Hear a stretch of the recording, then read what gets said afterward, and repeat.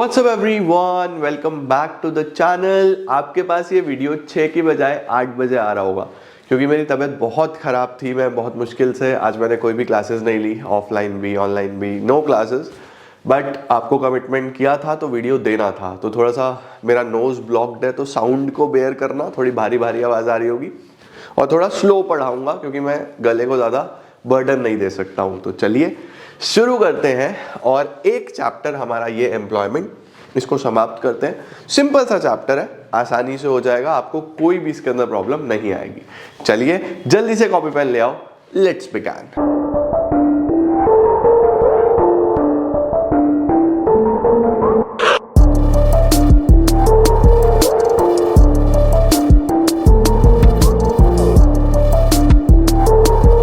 शुरू करते हैं बच्चों इस चैप्टर के साथ। इसका नाम क्या है? Employment, growth of the economy, informalisation और इस तरीके के कुछ छोटे छोटे टॉपिक्स। तो थोड़ा सा ना टॉपिक बेस्ड चैप्टर है, मतलब बहुत बड़े बड़े इसके अंदर स्टोरीज या बहुत बड़ी बड़ी चीजें नहीं है। ये बेसिकली हमारे देश की कुछ प्रॉब्लम्स को दिखा रहा है कि हमारे देश में एम्प्लॉयमेंट की क्या प्रॉब्लम है, इनफॉर्मलाइजेशन क्या होता है, कैजुअलाइजेशन क्या होता है। तो काफी सारी चीजें इस तरीके की हमें यहाँ पे देखनी है। देखो शुरू करते हैं। सबसे पहले हमारे पास आ रहा है, जो स्टार्टिंग होती है वो होती है वर्कर के साथ। तो वर्कर कौन है बच्चों? कोई भी ऐसा इंडिविजुअल जो किसी भी प्रकार का प्रोडक्शन कर रहा है और वो एक इकोनॉमिक एक्टिविटी है। ठीक है, जैसे मैं पढ़ा रहा हूं तो मैं अपनी सर्विसेज का प्रोडक्शन कर रहा हूं, मैं भी वर्कर में आऊंगा। डॉक्टर अपनी सर्विसेज का प्रोडक्शन कर रहे हैं, वो भी वर्कर में आएंगे। कोई लेबर काम कर रही है, वो भी वर्कर में आएगी। तो जो भी इंसान किसी ना किसी तरीके से इकोनॉमिक एक्टिविटी में कंट्रीब्यूट कर रहा है, इकोनॉमिक मतलब जिससे पैसा कमाया जाएगा, production of goods and services होगी, उसको हम वर्कर बोलेंगे। A worker is an individual who is involved in some economic activity to earn a living. और वर्कर कंट्रीब्यूट करता है जीडीपी में। अब farmers, managers, labourers, doctors, barbers, professors सब अल्टीमेटली है तो वर्कर्स ही, तो वो वर्कर्स की कैटेगरी में आ जाएंगे। देन हमारे पास 3 टॉपिक आते हैं बच्चों, लेबर फोर्स, वर्क फोर्स और एक लेबर सप्लाई। आओ मैं आपको तीनों बता देता हूं। देखो हमारे पास 3 टॉपिक आएंगे।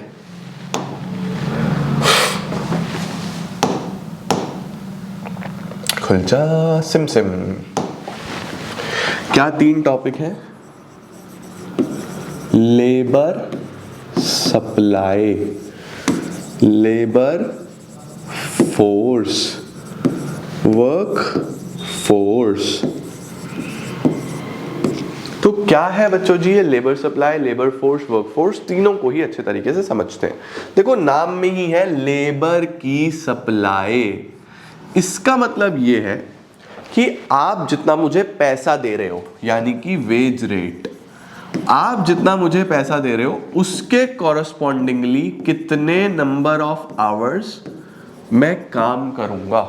ध्यान से सुनना मेरी बात को, इसमें वेज रेट बहुत इंपॉर्टेंट है।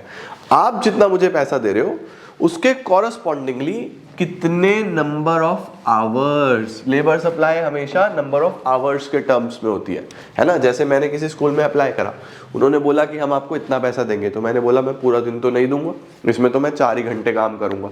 वो मेरी लेबर सप्लाई है। ठीक है, तो लेबर सप्लाई क्या होती है कि एक वेज रेट के कॉरस्पॉन्डिंगली आप कितना घंटा काम करोगे। लेबर फोर्स क्या होती है? लेबर फोर्स होता है बच्चों नंबर ऑफ पीपल या नंबर ऑफ पर्सन्स। अब देखो ये नंबर ऑफ आवर्स में होता था लेबर सप्लाई, ये number of persons who are actually working, जो लोग सच में काम कर रहे हैं, plus who are willing to work, या फिर जो लोग काम करना चाहते हैं। इसमें सब जोड़ दो। जैसे फॉर एग्जाम्पल हमारी इकोनॉमी में अगर 40 करोड़ लोग एक्चुअल में काम कर रहे हैं और 10 करोड़ अभी काम कर नहीं रहे, करना चाहते हैं, काम ढूंढ रहे हैं, तो टोटल 50 करोड़ का बच्चों लेबर फोर्स हो जाएगा हमारा।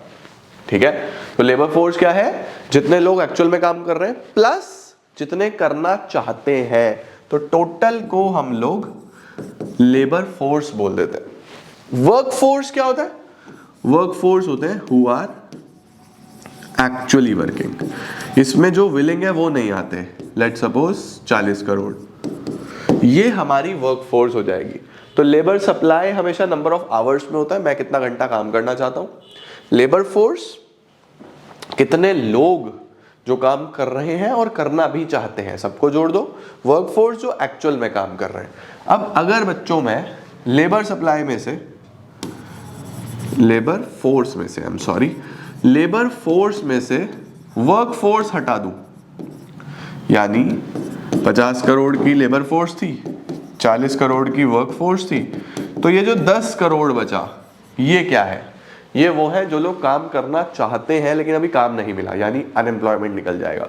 तो कभी भी अनएम्प्लॉयमेंट में निकालना हो, एक नंबर में पूछ सकता है एमसीक्यू में, तो आप लेबर फोर्स में से वर्क फोर्स माइनस कर दोगे। ठीक है बच्चों, लो जी, इसका स्क्रीनशॉट ले लो। ओके सर, आओ, क्या लिखा है? आजा यार, एक तो मेरा बोर्ड बहुत स्लो हो गया है, इस पे बेचारे पे बहुत बोझ है, बहुत सारे टीचर्स इस पे पढ़ा रहे हैं, तो बेचारा थक गया है। देखो, इनसफिशिएंट मेमोरी नहीं भाई, हमारे पास बहुत मेमोरी है भाई, इतने में तो मैं कॉन्सेप्ट पढ़ा देता बेटा। देखो क्या लिखा हुआ है, लेबर फोर्स क्या है? It refers to all those people who are actually working and all those who are not working but seeking a job।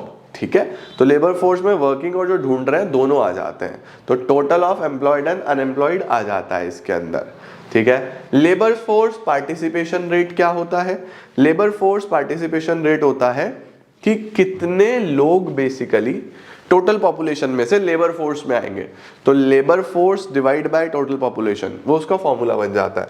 The ratio of labour force to total population is called labour force participation rate. ये देश में employment situation ढूंढने के लिए use किया जाता है। Then we have work force. Work force क्या होता है? हु आर एक्चुअली वर्किंग, उसको हम वर्क फोर्स बोल देते हैं। सारे लोग जो एक्चुअली प्रोडक्शन एक्टिविटी कर रहे हैं, इसमें अनएम्प्लॉयड नहीं आते। तो वर्क फोर्स कैसे निकलेगा? लेबर फोर्स में से अनएम्प्लॉयड हटा दो। ठीक है सर।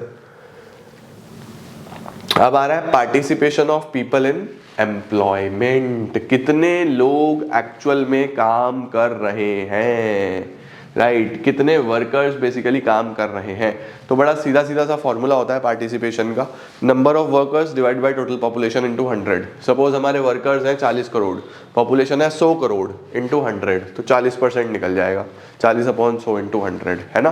देखो क्या लिखा हुआ है, worker population ratio is an indicator which is used to analyze employment situation in the country, जो employment situation analyze करने में help करेगा।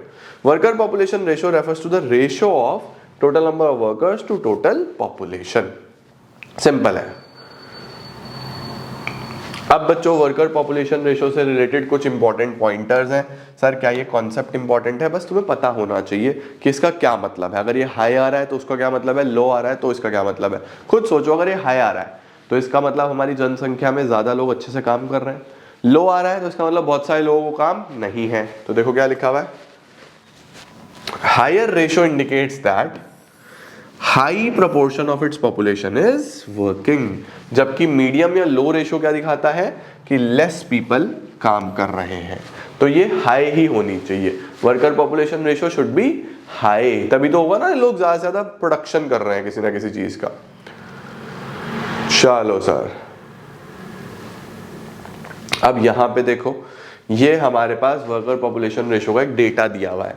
क्या डेटा दिया हुआ है? देखो, वर्कर पॉपुलेशन रेशो अगर हम बात करें मेन की, तो मेन का वर्कर पॉपुलेशन रेशो 51% है रूरल एरिया में और 53% है अर्बन एरिया में।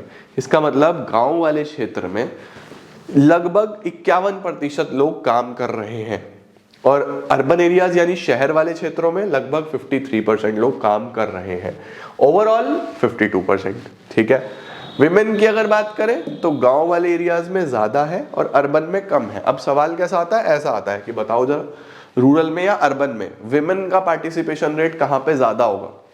तो हम बोलेंगे रूरल में ज्यादा होगा। सर रूरल में क्यों ज्यादा होगा? क्योंकि वहां पे विमेन अपने अपनी लैंड पे, अपनी अपनी जमीनों पे काम कर रहे हैं, क्योंकि एग्रीकल्चर होता है। एग्रीकल्चर में आपने देखा ना, विमेन भी भारी भारी सामान सिर पे रख के लेके जा रहे हैं, काम कर रहे हैं। तो participation ratio, worker population ratio हमेशा अगर मैं बात करूं रूरल एरियाज में तो विमेन का ज्यादा ही रहने वाला है, ठीक है। तो विमेन का इतना, अर्बन का इतना। Okay sir, done sir. अब आ रहा है एम्प्लॉयमेंट क्या होता है, what is the meaning of employment. तो एम्प्लॉयमेंट आप सब समझते हो, अगर एक इंसान विलिंग भी है, एबल भी है काम करने के लिए, when a person is willing as well as able to work, और उसको काम मिल भी रहा है, हम बोलते हैं कि वो एम्प्लॉयड है ना। लिखा हुआ है employment is an activity which enables a person to earn means of living, यानी वो पैसा कमा रहा है। It refers to an arrangement by which a person earns income or means livelihood. It may be either in the form of self-employment or wage employment. ये important है। Employment दो तरीके का हो सकता है, सेल्फ एम्प्लॉयमेंट जहां पे आप अपने लिए काम करते हो, you are your own boss. Wage employment जहां पे आप किसी और के लिए काम करते हो, वेजेस सैलरीज मिलती हैं आपको बदले में। जैसे अभी मैं पढ़ा रहा हूँ, तो मैं किसी के लिए नहीं पढ़ा रहा, मैं किसी ब्रांड के साथ मिलकर नहीं पढ़ा रहा, I am my own brand, है ना, मैं ही ब्रांड हूँ। सीधी सी बात है ना भाई, मैं किसी ब्रांड के अंदर जाके नहीं पढ़ा रहा, मैं खुद ही ब्रांड हूं, तो मैं सेल्फ एम्प्लॉयमेंट में हूं, है ना। वहीं पे अगर मैं किसी ब्रांड के साथ पढ़ा रहा हूं तो वो मेरे बॉस है, वो जैसा बोलेंगे मुझे वैसा करना पड़ेगा, तो वो मेरा वेज एम्प्लॉयमेंट हो जाएगा। सीधी सी बात है बच्चों, राइट। तो एम्प्लॉयमेंट दो तरीके का होता है, सेल्फ एम्प्लॉयमेंट और वेज एम्प्लॉयमेंट, ये ध्यान रखना, ठीक है सर। देखो, self employment an arrangement in which worker uses own resources to make a living. मैं अपने खुद के रिसोर्स यूज कर रहा हूँ, मैंने अपना खुद का पैसा लगा के स्टूडियो और ये सब बनाया है और मैं खुद पढ़ा रहा हूँ। वहीं पे अगर मैं वेज एम्प्लॉयमेंट में होता तो मुझे ये सब कुछ खर्चा नहीं करना था, जो मेरा एम्प्लॉयर है वो करता, मैं सीधा जाके पढ़ाता और मुझे सैलरी मिलती। N arrangement in which a worker sales his labour and earn wages. अब वेज में भी दो तरीके के होते हैं, रेगुलर और कैजुअल। रेगुलर कौन से होते हैं, जो पूरे महीने के लिए फिक्स्ड वेजेस पे हैं, जिनको आपने एक बार अपॉइंट कर लिया, फिर वो पूरा महीना आपके लिए काम करेंगे या पूरा साल आपके लिए काम करेंगे, वो डिपेंड करता है टर्म्स एंड कंडीशन पे। कैजुअल क्या होता है, कैजुअल होता है जब काम आया तो हमने आवाज मार ली, पैसे दे दिए, काम करा लिया। सीधी सी बात है भाई। कैजुअल का मतलब कभी काम है कभी काम नहीं है, कभी ज्यादा है कभी कम है, काम हुआ तो पैसे मिल गए, काम नहीं है तो पैसे नहीं मिले। तो एम्प्लॉयमेंट दो प्रकार का हो गया।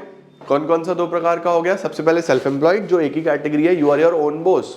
फिर वेज एम्प्लॉयमेंट, वेज एम्प्लॉयमेंट में आप किसी और के लिए काम करते हो, उसमें दो कैटेगरीज हैं, रेगुलर और कैजुअल। रेगुलर में फिक्स्ड टर्म्स पे काम कर रहे हो, फिक्स टाइम पीरियड के लिए।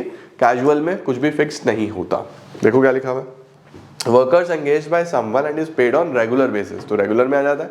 और जिसको बस जितना काम करा उतना कैजुअली काम मिल गया, वो कैजुअल में आ जाता है। अच्छा जी, अब हमारे पास क्या लिखा हुआ है, growth of the employment and GDP. सीधी सी बात है बच्चों, अगर एम्प्लॉयमेंट बढ़ेगा, एम्प्लॉयमेंट बढ़ने से क्या होगा, ज्यादा लोग प्रोडक्शन एक्टिविटीज में एंगेज होंगे। जितने ज्यादा लोग प्रोडक्शन एक्टिविटीज में एंगेज होंगे उतना ज्यादा प्रोडक्शन होगा। प्रोडक्शन ज्यादा होने का मतलब जीडीपी बढ़ेगा ही बढ़ेगा। देखो जरा क्या लिखा हुआ है, 50 years of planned development have always aimed at expansion of the economy through increase in, क्या increase करना है, through increase in national product and employment। ठीक है, हमें देश की ग्रोथ के लिए अगर कंट्रीब्यूट करना है तो नेशनल इनकम बढ़नी चाहिए, देश की इनकम बढ़नी चाहिए और लोगों को काम मिलना चाहिए। भाई लोगों को काम मिलेगा, ज्यादा से ज्यादा वो लोग कंट्रीब्यूट करेंगे प्रोडक्शन में, तो देश में प्रोडक्शन भी हो रहा है, देश में लोगों को पैसा भी जनरेट हो रहा है, इनकम भी बढ़ रही है और ग्रोथ भी हो रही है ना। आगे देखो क्या लिखा हुआ है, 1950 से 2010 में जीडीपी काफी पॉजिटिवली बढ़ा और अच्छा बढ़ा, और साथ साथ एम्प्लॉयमेंट भी बढ़ी, और हमेशा फ्लक्चुएशन चलता रहा है, लेकिन एम्प्लॉयमेंट जो बढ़ी वो 2% से ज्यादा नहीं बढ़ी। यानी कि ये इंपॉर्टेंट पॉइंट है, आपको पता होना चाहिए कि कई बार जीडीपी तो बहुत तेजी से बढ़ा लेकिन एम्प्लॉयमेंट उतना ज्यादा नहीं बढ़ा। सर ऐसा कब होता है कि जीडीपी बढ़ रहा है बट एम्प्लॉयमेंट नहीं बढ़ रहा? जब बच्चों जीडीपी बढ़ रहा होता है with the help of technology, जब बहुत ज्यादा मशीनें यूज हो रही होती है ना, जब बहुत ज्यादा मशीनें यूज हो रही होती हैं जीडीपी बढ़ रहा होता है, लेकिन लोगों को जॉब्स नहीं मिल रही, तो इस सिचुएशन को हम लोग जॉबलेस ग्रोथ भी बोलते हैं। ये भी आप पता करके रखना कि जॉबलेस ग्रोथ अगर आ जाए डिफाइन करने के लिए तो समझ जाना when there is an increase in GDP in the nation but the employment rate is constant, वो नहीं बढ़ रहा, उसको जॉबलेस ग्रोथ बोल देते हैं। However, in the late 1990s, जो एम्प्लॉयमेंट ग्रोथ है started declining and reached the level of growth that India had in the early stages of planning। बोल रहा है लेट 1990s में तो बहुत ज़्यादा ही गिरने लगा एम्प्लॉयमेंट, बहुत ज़्यादा गिरने लगा और बहुत पीछे चले गए हम लोग जब हम अर्ली ईयर्स में थे। तभी तो 1991 में नई पॉलिसी आई थी, फिर न्यू इकोनॉमिक पॉलिसी, क्योंकि देश का बहुत बुरा हाल हो गया था।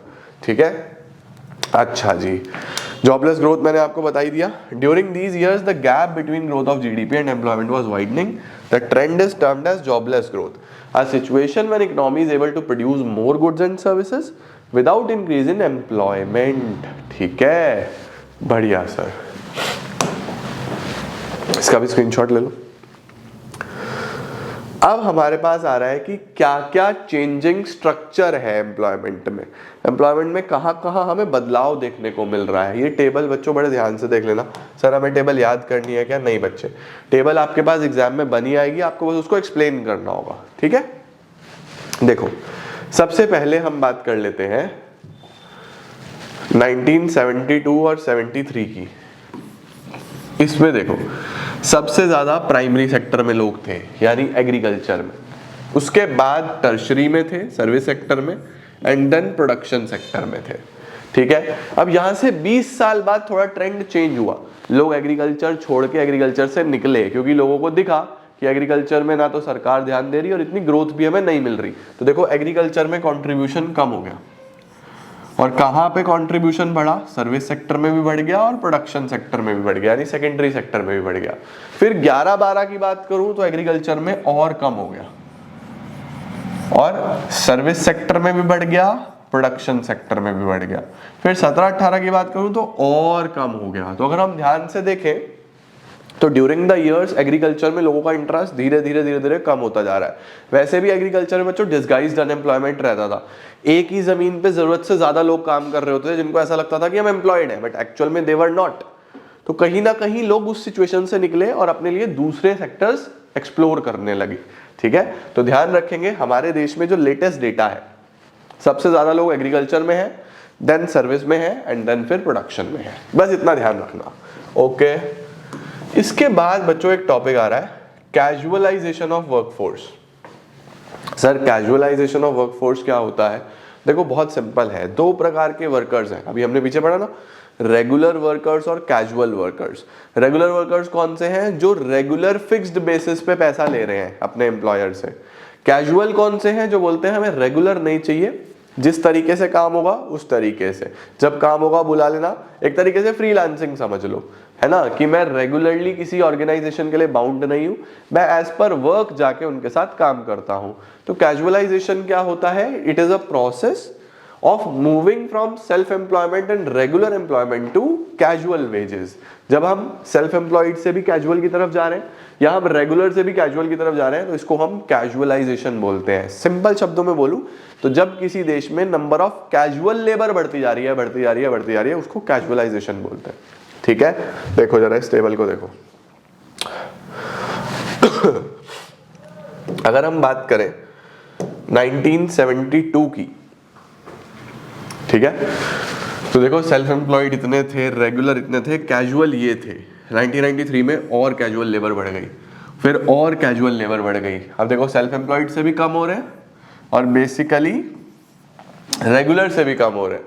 तो कहीं ना कहीं अगर आप ध्यान से देखो तो कैजुअल वर्कर्स जब बढ़ते जाते हैं तो उसको हम लोग क्या बोल देते हैं? कैजुअलाइजेशन। ठीक है, अब हमारे पास सवाल जो आता है इंपॉर्टेंट इससे, वो ये आता है, रीजंस फॉर चैलेंजिंग कैजुअलाइजेशन। ठीक है, क्या कारण है कि लोग कैजुअलाइजेशन की तरफ भाग रहे हैं? क्यों कैजुअलाइजेशन की तरफ लोग, क्यों कैजुअल वर्क की तरफ, सेल्फ एम्प्लॉयमेंट से भी निकल रहे हैं, रेगुलर से भी निकल रहे हैं, कैजुअल की तरफ क्यों जा रहे हैं लोग? देखो सबसे पहला कारण है slow growth of employment in the organised sector. Organised का मतलब बेसिकली फॉर्मल सेक्टर की बात होती है, जहां पे वही या तो सरकारी नौकरी है या फिर आप एक ऐसी ऑर्गेनाइजेशन में हो जिसमें 10 से ज्यादा लोग काम कर रहे हैं, तो वहां पे सब कुछ विद रूल्स चलता है, तो उसको हम क्या बोलते हैं? Organise sector. तो उस ऑर्गेनाइज सेक्टर में जो ग्रोथ है वो थोड़ी स्लो है। Slow growth of employment in the organise sector. तो जब ग्रोथ नहीं मिलेगी तो लोग छोड़ेंगे ना ऐसे काम को कि वहीं टिके हुए हैं बहुत सालों से और ग्रोथ हो नहीं रही, तो ग्रोथ स्लो है इसलिए लोग फिर वो छोड़ के रेगुलर छोड़ के कैजुअल की तरफ चले जाते हैं। दूसरा, increase in the demand for casual labour, demand बढ़ती जा रही है कंस्ट्रक्शन में, ट्रेड में, सर्विसेज में, तो अल्टीमेटली कैजुअलाइजेशन हो रहा है। ठीक है। दूसरा क्या है बच्चों, अब बहुत सारे किसान सेल्फ एम्प्लॉयड थे रूरल एरियाज में, ठीक है। अब वहां पे वो किसके शिकार हो जाते थे, डिसगाइज्ड अनएम्प्लॉयमेंट के, कि अपनी ही जमीन पे काम कर रहे हैं लेकिन जरूरत से ज्यादा लोग काम कर रहे हैं, तो डिसगाइज्ड के शिकार हो गए। अब अगर डिसगाइज्ड के शिकार हो गए, जब उनको पता लगता है तो वो छोड़ के वहां से निकलते हैं। जब छोड़ के वहां से निकलते हैं तो उनके पास कोई स्किल तो होती नहीं है, सिर्फ खेती करी है जीवन भर, कोई स्किल नहीं है। तो जब वो अर्बन एरियाज में आते हैं तो वहां पे उनको कोई रेगुलर वाली जॉब मिलती ही नहीं है, तो मजबूरन उनको किस में जाना पड़ता है, कैजुअल में ही जाना पड़ता है। तो देखो क्या लिखा हुआ है, self employed small and marginal farmers are becoming casual workers due to low scope of earnings in agriculture. ठीक हो गया बच्चों। तो ये था हमारे पास पूरा का पूरा टॉपिक, कौन सा, कैजुअलाइजेशन। अब आ रहा है इनफॉर्मलाइजेशन। इनफॉर्मलाइजेशन, अब देखो बच्चों, इनफॉर्मलाइजेशन पढ़ने से पहले आप ये समझो कि दो प्रकार के सेक्टर होते हैं, एक फॉर्मल और एक इनफॉर्मल। फॉर्मल सेक्टर कौन सा होता है, जिसके अंदर वो सारी ऑर्गेनाइजेशंस आ जाती हैं, पहले तो जो सरकारी हैं, तो सरकारी जितनी भी ऑर्गेनाइजेशंस हैं, अगर आप उनमें जॉब करते हो, कोई सरकारी नौकरी है आपकी, तो आप फॉर्मल सेक्टर में हो। दूसरा, अगर आप प्राइवेट सेक्टर में हो लेकिन आपकी कंपनी में 10 से ज्यादा इंप्लॉइज है, 10 से ज्यादा इंप्लॉइज वाली कंपनी में ना सरकार के नियम बहुत ज्यादा है, तो उसको भी हम फॉर्मल में ही कंसिडर कर लेते हैं। तो या तो आप सरकारी नौकरी में हो या फिर आप एक ऐसी प्राइवेट संस्था में काम करते हो जिसमें काम करने वाले लोग 10 से ज्यादा हैं, तो भी आप फॉर्मल का ही पार्ट कहलाओगे। ठीक है। अब अगर आप प्राइवेट में 10 से कम लोगों वाली ऑर्गेनाइजेशन में हो तो फिर आप इनफॉर्मल में आ जाओगे। ठीक है। दूसरा, फॉर्मल में क्या होता है, हमें सोशल सिक्योरिटी बेनिफिट्स देखने को मिलते हैं। सर सोशल सिक्योरिटी बेनिफिट्स क्या है? सोशल सिक्योरिटी बेनिफिट्स मतलब बच्चों जैसे पेंशन, मेडिकल, इंश्योरेंस, ग्रेच्युटी, ये सारे बेनिफिट्स होते हैं। इनफॉर्मल में ऐसा कोई बेनिफिट नहीं होता। ठीक है। देखो जरा क्या लिखा हुआ है, सबसे पहले सेक्टर देख लो, फिर इनफॉर्मलाइजेशन पे आता हूं वापस से। फॉर्मल कौन से है? All the public enterprises and private establishment. देखो पब्लिक तो सारे इसी में आ जाएंगे, लेकिन प्राइवेट जिसमें 10 से ज्यादा वर्कर्स होते हैं उसको हम फॉर्मल में कंसिडर करते हैं। इनफॉर्मल कौन सा है? वो सभी प्राइवेट जिसमें 10 से कम लोग होते हैं। ठीक हो गया। इनको हम इनफॉर्मल या अनऑर्गेनाइज्ड बोल देते हैं। एक डिफरेंस भी होना चाहिए इसका, ये रहा देखो। सबसे पहले मीनिंग, वर्कर्स जो ऑर्गेनाइज सेक्टर में है उसको फॉर्मल सेक्टर का वर्कर्स बोलते हैं, और वो वर्कर्स जो अनऑर्गेनाइज्ड में है उनको इनफॉर्मल सेक्टर के वर्कर्स बोलते हैं। ठीक है। अब फॉर्मल में मैंने आपको बताया सोशल सिक्योरिटी बेनिफिट्स होते हैं, जैसे प्रोविडेंट फंड, ग्रेच्युटी। सर ये प्रोविडेंट फंड क्या होता है? बच्चों प्रोविडेंट फंड तब मिलता है जब आप ऑर्गेनाइजेशन छोड़ के जाते हो, तो आपको एक बड़ा सम मिलता है पैसे का, जो आपके लिए कंपनी ने जोड़ा है, उसको प्रोविडेंट फंड बोलते हैं। ऐसे ही ग्रेच्युटी मिलती है, ग्रेच्युटी भी रिटायरमेंट पे मिलती है। ग्रेच्युटी में भी क्या होता है? एज अ ग्रेटिट्यूड, कि आपने इतने साल एक ऑर्गेनाइजेशन को दिए, तो एज अ ग्रेटिट्यूड आपको पैसा मिल रहा है, उसको ग्रेच्युटी बोलते हैं। तो ये सारे बेनिफिट्स फॉर्मल में होते हैं। इनफॉर्मल में ऐसा कुछ नहीं होता। लेबर लॉज, अब देखो फॉर्मल सेक्टर में तो लेबर लॉज बहुत सारे होते हैं, तो मैंने बोला ना कि फॉर्मल में आपकी हेल्प के लिए बहुत सारे लॉज बनाए हैं सरकार ने। इनफॉर्मल में ऐसे लेबर लॉज नहीं देखने को मिलते, तो इनफॉर्मल में ऐसे कोई लेबर लॉज नहीं है। ट्रेड यूनियंस, क्या हम मिलजुल के संस्थाएं बना सकते हैं, यूनियंस बना सकते हैं? तो फॉर्मल में तो ट्रेड यूनियंस होती हैं, बहुत सारे व्यापारी संगठन और ये सब होते हैं। इनफॉर्मल में ऐसी कोई यूनियंस नहीं होती। उसके बाद अर्निंग्स, फॉर्मल में ऑफ कोर्स ज्यादा पैसा मिलेगा, इनफॉर्मल में इतना ज्यादा पैसा नहीं मिलेगा। ठीक है। अच्छा, अब हमारे देश में अगर हम बात करें तो ज्यादातर लोग किस में हैं? ज्यादातर लोग बच्चों इनफॉर्मल में ही हैं, क्योंकि सरकारी नौकरी भी नहीं मिल रही जल्दी से, और जो प्राइवेट है, इतनी बड़ी कंपनीज जिनमें ज्यादा लोग हैं, उन्होंने भी बहुत सारे फॉर्मेलिटीज और ये सब रखा हुआ है, तो वो भी आसानी से नहीं मिल रही। ओके सर, अब बताओ सर इनफॉर्मलाइजेशन क्या होता होगा? तो जैसे कैजुअलाइजेशन था कि जब नंबर ऑफ कैजुअल वर्कर्स बढ़ने लगे उसको कैजुअलाइजेशन बोल देते हैं, ऐसे ही इनफॉर्मलाइजेशन है। सर इनफॉर्मलाइजेशन क्या है? जब नंबर ऑफ इनफॉर्मल वर्कर्स बढ़ने लगे उसको हम इनफॉर्मलाइजेशन बोलते हैं बच्चा। ठीक है। It refers to a situation where the proportion of workforce in the informal sector tends to rise. क्या बात है। अब आ रहे हैं बच्चों आसान आसान टॉपिक। सर बेरोजगारी क्या होती है, what is the meaning of unemployment. अब ये तो सब जानते हो, छोटी क्लासेस से पढ़ते आ रहे हो। अनएम्प्लॉयमेंट क्या है? एक सिचुएशन जहां पे a person is willing as well as able to do the work but is not getting any work, उसको बोलते हैं अनएम्प्लॉयड, है ना। देखो लिखा हुआ है, unemployment refers to a situation in which people is willing and able to work at the existing wage rate but do not get any work।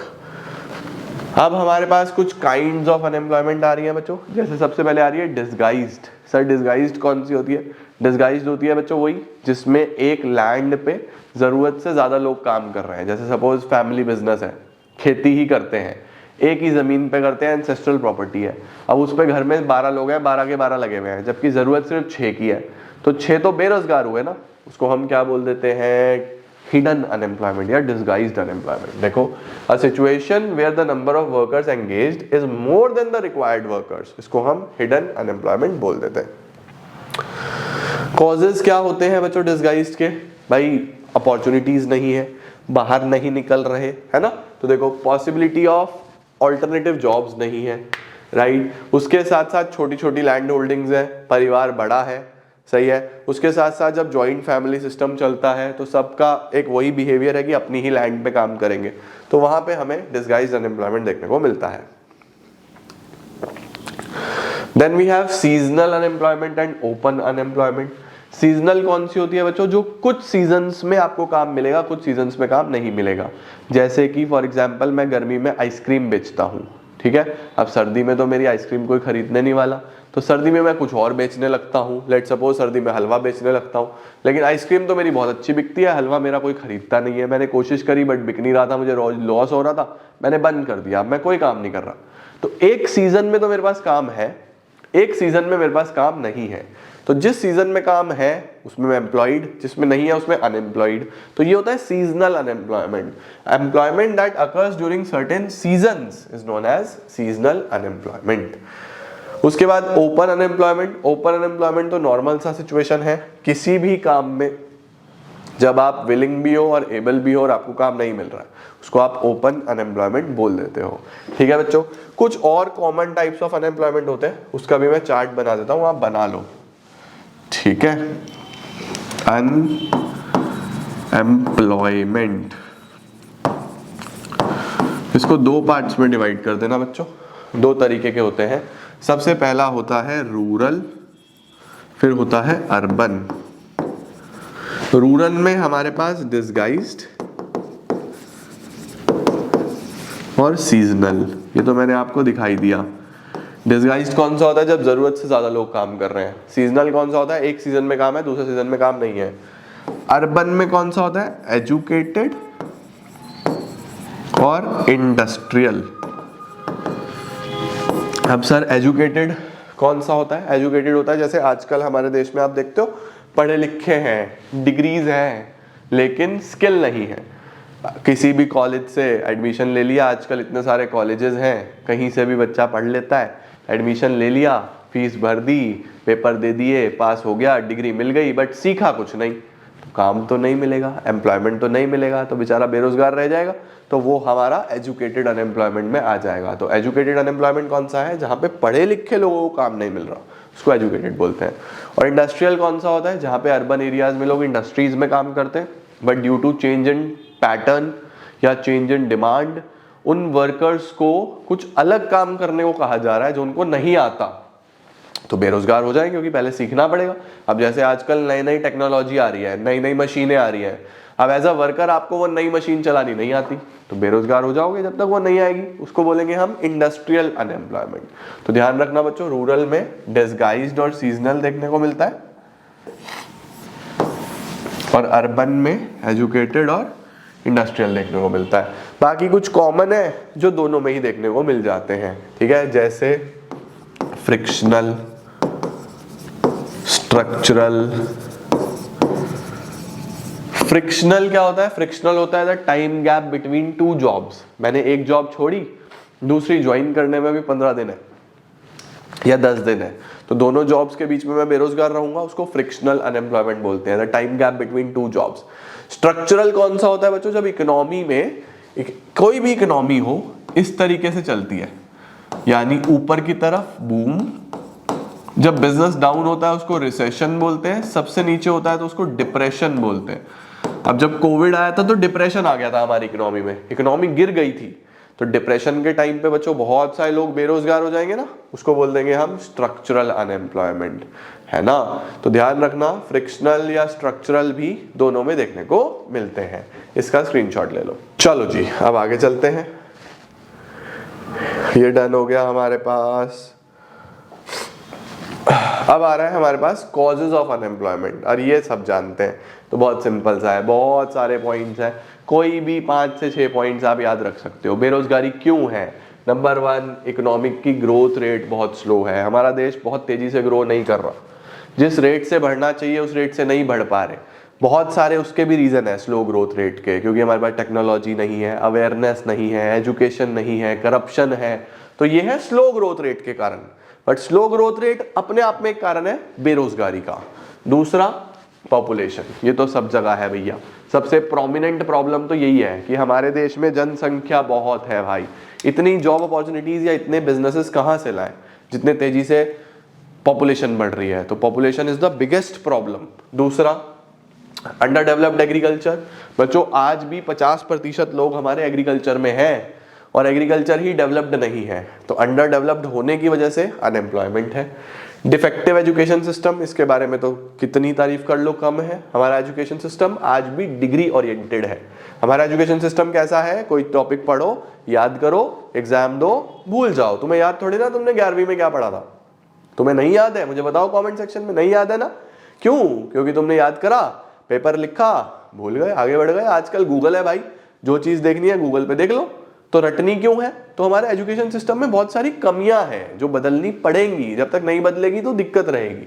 Next, industry का ग्रोथ रेट भी स्लो है, agriculture का भी slow है, industry का भी slow है, क्योंकि उसमें इन्वेस्टमेंट नहीं है, उस पर कोई ध्यान नहीं दे रहा। नेक्स्ट, कॉटेज और स्मॉल स्केल इंडस्ट्रीज मर गई हैं। क्यों मर गई है कॉटेज और स्मॉल स्केल इंडस्ट्रीज? बहुत ज्यादा कंज्यूमरिज्म है, बहुत ज्यादा कंपटीशन है, बड़ी बड़ी जो शार्क्स होते हैं वो छोटे छोटी मछलियों को खा जाते हैं। आप देखते हो बड़ी बड़ी इंडस्ट्रीज जो है वो छोटी इंडस्ट्रीज को खत्म कर देती हैं, क्योंकि वो compete नहीं कर पाती, उनके पास अच्छी टेक्नोलॉजी, ज्यादा पैसा, अच्छी मार्केटिंग, तो छोटी इंडस्ट्रीज पे ध्यान नहीं दिया जा रहा, तो वो बंद होती जा रही है। अब गरीब आदमी तो मारा गया ना, है ना। फॉल्टी प्लानिंग, हमारी जो प्लानिंग है, जो इकोनॉमिक प्लानिंग है, जो इकोनॉमिक प्लान्स बनते हैं, गवर्नमेंट बजट बनता है, वो ठीक से नहीं होता, तो भी बेरोजगारी रहेगी। एम्प्लॉयमेंट प्लानिंग ठीक से नहीं होती, गवर्नमेंट को जो एम्प्लॉयमेंट प्लानिंग करनी चाहिए वो भी ठीक से नहीं हो पाती हमारे देश में। कहीं ना कहीं गवर्नमेंट प्रोग्राम्स इनसफिशिएंट रहते हैं, लिमिटेड कवरेज होता है, बहुत ज्यादा रीच नहीं हो पाती हर सेक्शन ऑफ द सोसाइटी तक, तो बेरोजगारी प्रिवेल्स। उसके साथ लो कैपिटल फॉर्मेशन, यानी कि इन्वेस्टमेंट नहीं होता, इंफ्रास्ट्रक्चर डेवलप नहीं हो पाता। अगर अच्छे हॉस्पिटल, स्कूल्स, कॉलेजेस और अच्छे लेवल पे बनेंगे, आप खुद सोचो ना यार, हम लोग यही क्यों बोलते हैं कि आईआईटीज में लिमिटेड सीट्स है, क्यों ना आईआईटीज जैसी इंस्टीट्यूशंस और डेवलप करे जाए। आईआईएम्स में लिमिटेड सीट्स है, क्यों ना उन सीट्स को बढ़ाया जाए और डेवलप किया जाए। तो गवर्नमेंट तो कर सकती है ना ये काम, इतना बड़ा देश है और बहुत लिमिटेड आईआईटीज, बहुत लिमिटेड आईआईएम्स, क्यों उनको बढ़ाया जाए? जब बच्चे इतनी तेजी से बढ़ रहे हैं तो फिर इंस्टीट्यूट्स भी बढ़ाओ ना यार, अपने आप चीजें अच्छी होंगी, तो इन्वेस्टमेंट नहीं होती है ना। अब कैसे ठीक किया जा सकता है बेरोजगारी को, कैसे ठीक किया जा सकता है बच्चों? जो ऊपर चीजें थी उसके अगेंस्ट पॉइंट्स लिखने हैं आपको सारे, है ना। जैसे ग्रोथ रेट बढ़ा दो, ऊपर प्रॉब्लम आई थी कि ग्रोथ रेट कम है, तो अब बढ़ा दिया जाए, इंक्रीज किया जाए, ध्यान दिया जाए प्रोडक्शन पे, गवर्नमेंट उस तरीके के इंसेंटिव्स दे, हेल्प करे प्रोड्यूसर्स को। नंबर 2, कंट्रोल करे पॉपुलेशन ग्रोथ को, पॉपुलेशन कंट्रोल के मेजर्स लाए जाए, लोगों को अवेयर किया जाए, लोगों को फैमिली प्लानिंग के बारे में बताया जाए ताकि समझ में आए। एग्रीकल्चर सेक्टर पे खास ध्यान दिया जाए, इरिगेशन फैसिलिटीज पे ध्यान दिया जाए, रूरल क्रेडिट पे ध्यान दिया जाए, रूरल मार्केटिंग पे ध्यान दिया जाए, किसान की हर तरीके से मदद करी जाए, एग्रीकल्चर डेवलप होगा। एनकरेजमेंट हो स्मॉल स्केल एंटरप्राइजेस का, स्मॉल स्केल इंडस्ट्रीज जो छोटी छोटी कॉटेज इंडस्ट्रीज हैं, विलेज इंडस्ट्रीज हैं, हमारे आर्टिसंस हैं, हैंडीक्राफ्ट्स वाले हैं, इनको सपोर्ट किया जाए, क्योंकि छोटे छोटे एरियाज से बहुत घर चलते हैं लोगों के, तो इनको प्रमोट किया जाए। उसके साथ बच्चों इंफ्रास्ट्रक्चर डेवलप करा जाए, स्कूल कॉलेज हॉस्पिटल सब अच्छे से डेवलप करे जाए, एम्प्लॉयमेंट प्रोग्राम्स लेके आया जाए। अब एम्प्लॉयमेंट प्रोग्राम्स में बच्चों दो चीजें आती हैं।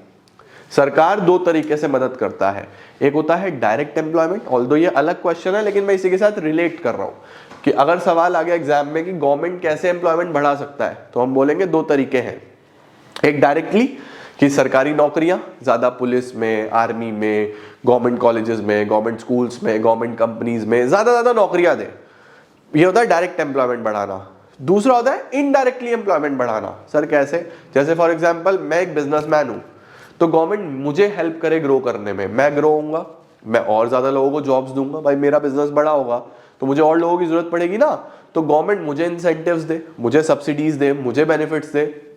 तो जब गवर्नमेंट स्टार्टअप्स को, बिजनेस को प्रमोट करती है तो कहीं ना कहीं एम्प्लॉयमेंट जनरेट होता ही है। तो सरकार को दोनों ही एम्प्लॉयमेंट को बढ़ाना है, डायरेक्ट भी और इनडायरेक्ट भी। ठीक है, अच्छा जी। एम्प्लॉयमेंट एक्सचेंज बेटर करे जाए, यानी वही लोगों को नौकरियां दिलवाई जाए। सेल्फ एम्प्लॉयमेंट अपॉर्चुनिटीज डेवलप करी जाए, लोगों को सिर्फ जॉब्स पे डिपेंडेंट ही नहीं किया जाए। सेल्फ एम्प्लॉयमेंट, अपने लिए खुद से आत्मनिर्भर बनो, खुद से जॉब्स बनाओ, खुद से काम डेवलप करो अपना। उसके बाद एजुकेशन सिस्टम में रिफॉर्म्स लाए जाए। ठीक है बच्चा, अब डायरेक्ट एम्प्लॉयमेंट सरकार का मैंने आपको बता दिया। अब इनडायरेक्ट के बारे में क्या बोल रहा है? इनडायरेक्ट में क्या बोल रहा है कि गवर्नमेंट जो है वो हेल्प करे इंडस्ट्रीज को ग्रो करने में, बिजनेसेस को ग्रो करने में, स्टार्टअप्स को ग्रो करने में, तो कहीं ना कहीं अपने आप लोगों को जॉब्स मिल जाएंगी। फिर गवर्नमेंट कुछ स्कीम्स लेके आ जाए, जैसे एक स्कीम ये है एम्प्लॉयमेंट जनरेशन प्रोग्राम, जैसे national rural employment guarantee act, वही है ना, उस 100 days veg employment, prime minister रोजगार योजना, स्वर्ण जयंती शहरी रोजगार योजना। तो आपको इन योजनाओं के बारे में पता होना चाहिए। अब इनके नाम में ही होता है बच्चों, देखो क्या लिखा हुआ है, प्राइम मिनिस्टर रोजगार योजना, कि ये प्राइम मिनिस्टर की योजना है रोजगार देने की, काम देने की, तो एम्प्लॉयमेंट से रिलेटेड है। स्वर्ण जयंती शहरी रोजगार योजना, शहरी का मतलब ये अर्बन एरियाज के ऊपर बेस्ड है, right. National rural employment guarantee act है ना, बहुत सारे रूरल एरियाज में वेज एम्प्लॉयमेंट दिया जाता है, इसको मनरेगा भी बोल देते हैं, Mahatma Gandhi national rural employment guarantee generation act, 100 days of wage employment. तो ये भी आपको पता होना चाहिए। ये सब गवर्नमेंट ने स्कीम्स बनाई हैं एम्प्लॉयमेंट जनरेट करने के लिए। तो this was all about employment, economic growth, informalisation, casualisation. I hope आपको बच्चों सब समझ में आ गया होगा अच्छे तरीके से। एक बार बुक रीडिंग और कर लेना, और अब मैं जब रिवीजन कराऊंगा तो आपको क्वेश्चंस भी कराऊंगा इसमें से कैसे आते हैं, तो आप स्ट्रेस फ्री होके पढ़ो, एक बार कॉन्सेप्ट्स क्लियर कर लो, एंड देन हम फिर आगे और चीजें बेहतर करेंगे। ठीक है, thank you so very much everyone for joining in. यही था इस चैप्टर में। बहुत जल्दी मिलता हूं, तब तक keep growing, keep glowing and keep smiling.